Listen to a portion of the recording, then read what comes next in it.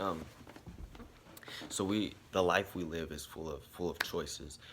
You see in the Garden of Eden how God gave all these trees, all these things to pick from in the garden. He said, you can eat of all these, but don't eat from this one tree, because if you eat of this, you shall surely die. And what God did is He gave Adam and Eve, He gave them a choice. He gave them a choice to love Him. And that's what God does. He gives us an option. He gives us an option to choose Him or to not choose Him. And in the same way, in having this tree there, shows that we have an option to choose against what God has told us. And that just magnifies the love that we have for Him, because in having an option not to choose Him, when we do choose Him, it shows a true love, because a love is not something that is forced; it's something that's chosen. And I feel so blessed to be in a generation where we have so many choices, where we have so many opportunities, where I'm not forced to pick a career, I'm not forced to do these different things, but I've been given options. And people say, you can do whatever it is that you want. We have so many options in entertainment, we have so many options for career choices, we have so many options in, I don't know, picking your spouse or whatever. There's so many things that we can do in life, and we're in a generation right now where we've been given opportunities, and where we've been given choices. And in a time when there's so many choices, it shows how powerful that choice is to choose God. It shows just how much love it takes to choose God. And God gives us these opportunities. He gives us these choices because He wants us to love Him. He wants us to choose to love Him. And you see time and time again, though, throughout the Bible, you see Adam and Eve.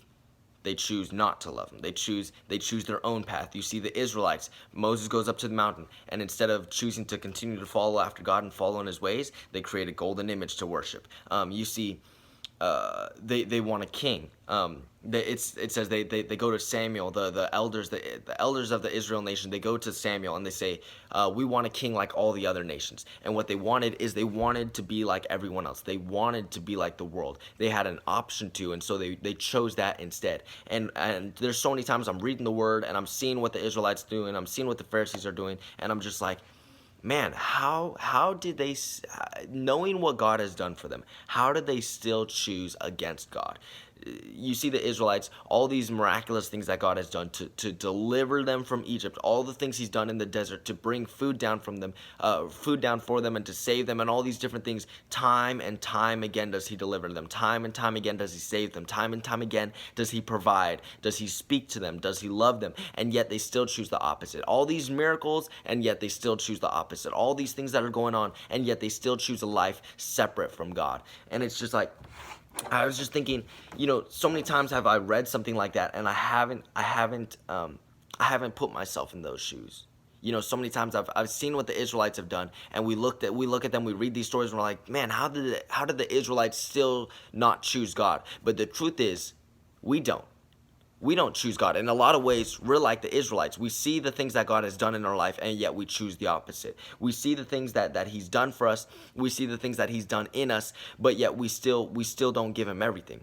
I remember the moment when I first experienced Jesus. I remember the moment when I was first at the altar, when I first gave Him my everything. And that moment where you're there, you're crying out to God, you're fully experiencing His presence, your emotions are completely torn and ripped in half, and you're praising God, and you're just saying, God, I'll give you everything. Yet the week after, you don't. Yet the week after, you fall back into your normal pattern of life, and it's because we don't remember what God has done for us. I'm wondering, do we remember what God has done for us, or have we forgotten?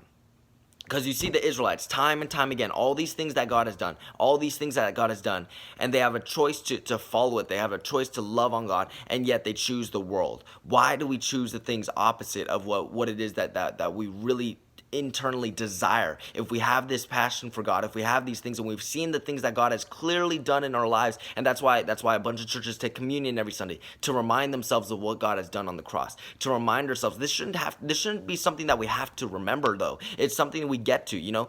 When did love become a chore? You see so many times the Pharisees, they call out Jesus and they say, hey, you're not allowed to heal the sick, you're not allowed to do these things on the Sabbath, because they weren't allowed to work on the Sabbath, right? But when did healing people, when did loving people become a chore? When did loving people become a task, become a burden? You see, it wasn't for them. It wasn't something that they got to do. They didn't get to give love. It wasn't.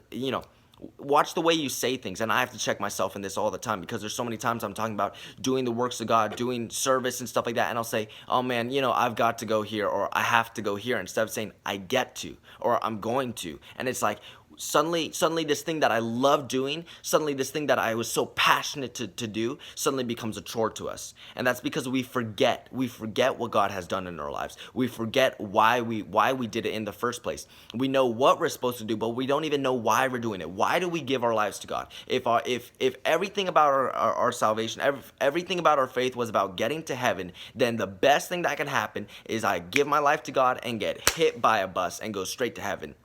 But the fact that God still has us here on earth, the fact that I'm still alive, shows that there's more to it than just salvation. There's more to your faith than just getting to heaven. We look for the minimum, the minimal thing we can do to get to heaven, instead of looking for the maximum thing we can do to maximize our relationship with Jesus Christ. That should be our focus, to pour into that, to push into that. Yet the reason we don't a lot of times is because we don't know the why. We don't remember what God has done for us. We don't remember what God has done in our lives. Do you remember the depression he pulled you out of? Do you remember the burdens you used to carry? Do you remember the way you used to look at yourself in the mirror? Do you remember the hatred you felt in your heart, the bitterness you felt in your heart? Do you remember being in toil? Do you remember the heaviness? Do you see? Because if we want a revival, we have to realize that we're dead. If we want freedom, we need burdens. It's for there to be a breakthrough, you need to be breaking through something. And in all of our lives, there's no excuse for that. There is something that he's pulled you out of. There is something that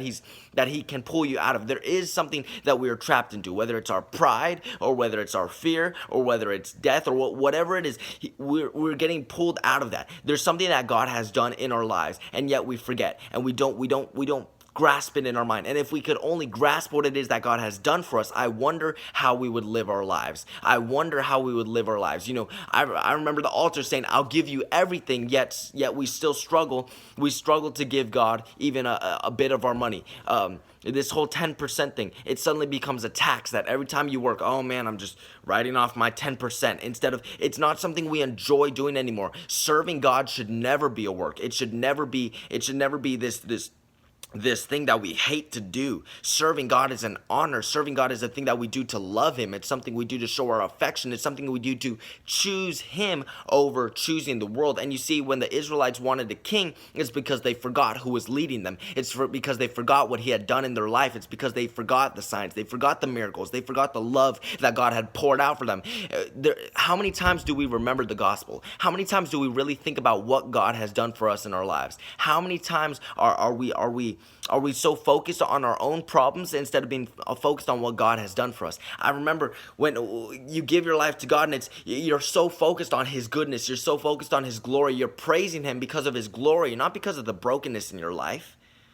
We look at our problems and we magnify our problems, but when you take your problems and you put them in light of what God has done and who God is, our problems become so tiny. And when we live like that, when we live a life of worship and praise to God, everything in this world gets turned aside, because we see the bigger picture. We see what God has done. It's a beautiful thing to choose God over the world. It's a beautiful thing to be living in a generation like now, where we have options and where we still choose God. So I'm going to ask you, do you remember what God has done in your life? Do you remember? And if you did, why are you living the way you're living?